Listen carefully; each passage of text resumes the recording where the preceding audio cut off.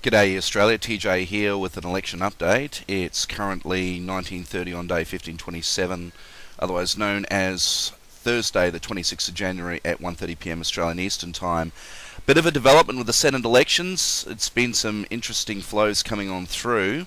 Just to actually go through and look at the moment, there's been a change of the game with the Australian independents now firmly in the lead, although they are actually combating behind the APP, so that's not completely true. But if you actually have a look at the stats, it's kind of interesting. So we'll go straight to them first. The Australian independents currently have picked up 11 seats.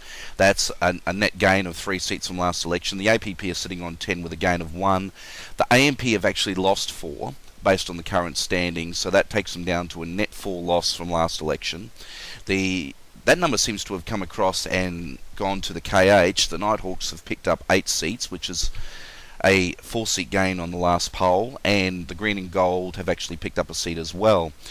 The interesting thing about the returns, though, the way all the candidates are sandwiched in on the combination of what the game mechanics are of first past the post mixed with proportional representation rule, is that there are a lot of candidates actually in danger at the moment. So I expect this figure to fluctuate, which is why I've put the expectation at the bottom of the screen.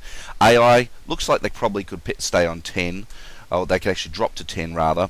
AMP could pick up another 3 seats, leaving them with 1 less from last election. KH will stay the same.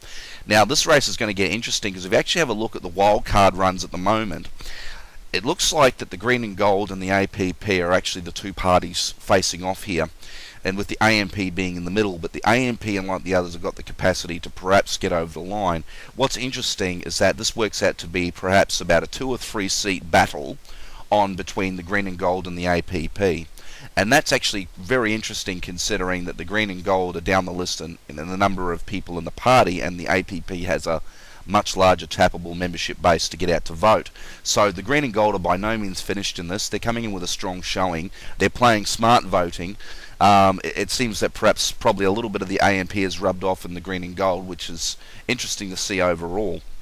Nighthawks, of course, were the underdog, as I said before the election. They needed to pick up some major seats in the Congress. They were the ones on the back benches, and it looks like now they can have a stronger, palpable voice in the next Senate. So watch out for them. So let's just go back and have a recap again. As I said in the last broadcast, 40-seat Congress this month based on the number of regions, 21 seats to claim a majority. Before it was a projection, now it's a confirmation of what everyone has been saying. No party can claim victory. It's a hung parliament.